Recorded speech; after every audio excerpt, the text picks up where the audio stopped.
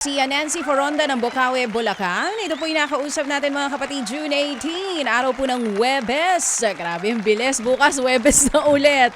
Siya nga po ay nagkaroon at nakatanggap po ng 20,000 pesos galing po sa ating mga Happy Anonymous. Konting background lang po dito kay Nancy mga kapatid, para maalala nyo po yung kanyang kwento. Siya po yung 48 years old na housewife.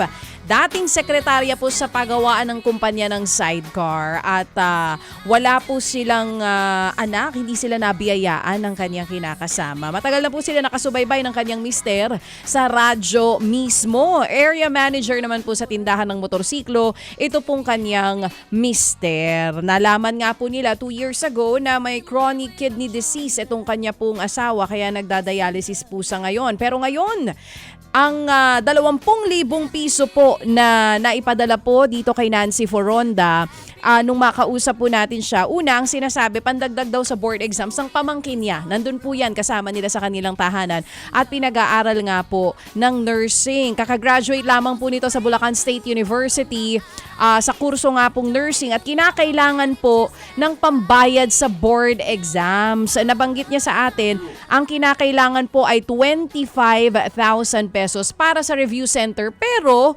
sila po ay nakapag-down payment na ng 5,000 piso. Kaya agad-agad sinagot po ng ating mga Happy Anonymous, si Happy Classmate, Happy Sisters, Happy Man at Happy Daddy. Ito pong 20,000 pesos para nga kay Nanay Nancy at sa kanya pong pamangkin pero anak na ang turing niya dito na kasama po nila sa kanilang tahanan dyan sa Bocaue, Bulacan. Panoorin niyo po itong update ni Nanay Nancy. Narito mga kapatid.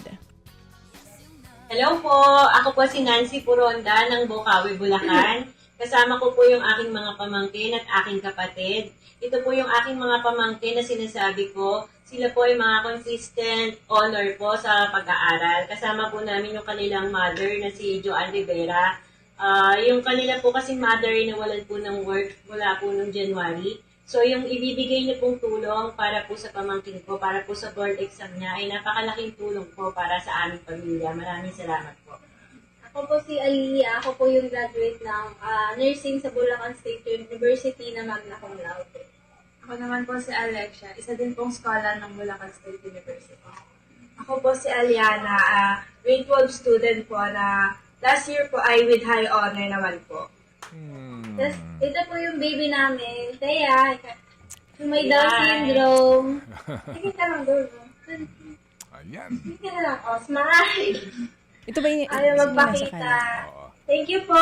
Maraming salamat po sa mga tumulong sa mga Happy Anonymous. Alright, ito ho yung Ito yung patunay, si Aliyah Rivera na Magna nagtapos. cum laude. Yes.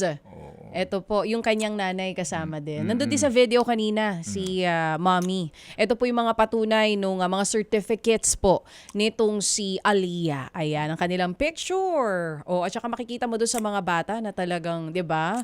Iba rin yung kanilang, ang gaganda, maayos din po yung pagpapalaki nitong kanilang nanay. Ito po yung patunay na nakapag-enroll na nga po si Aliyah.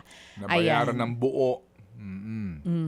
Ito muna, may binayaran. Ito yata yung down payment na sinasabi nila na 5,000 pesos, no? Tag 2,500 nila binayaran yung unang down. At eto na! Yung buo. Eto na ang patunay ng pagbabayad ng tuition fee. Yan. Oo, larawan po ng resibo na fully paid na. Para po ito dun dito yung tuition fee pala, review center ito. Para po ito sa review center dahil nga po siya po Salamat po ayan na kami siya. sa mga Happy Anonymous na tumulong para po sa review niya.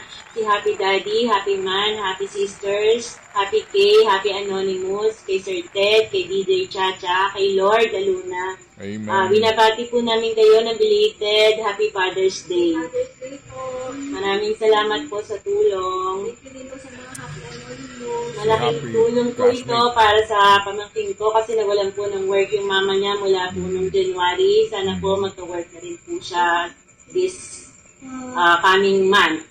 Thank you po! You're welcome. And to God be all the glory. Indeed, galing po kay Happy Classmate, no? Ang 10,000 dito Yes. sa tulong po para sa pambayad sa kanyang review. Mga kapatid, patuloy po kayong tumutok sa 105.9 True FM para sa totoong balita, impormasyon, music and entertainment. Mag-subscribe sa aming YouTube channel at podcast at sundan nyo kami sa Facebook, Instagram, X at TikTok sa True Network PH. Bisitahin din po ang aming official website, truefm.ph. At panoorin din kami sa True TV Signal, Channel 19. Kami po ang 105.9 True FM. Laging true sa'yo, kapatid.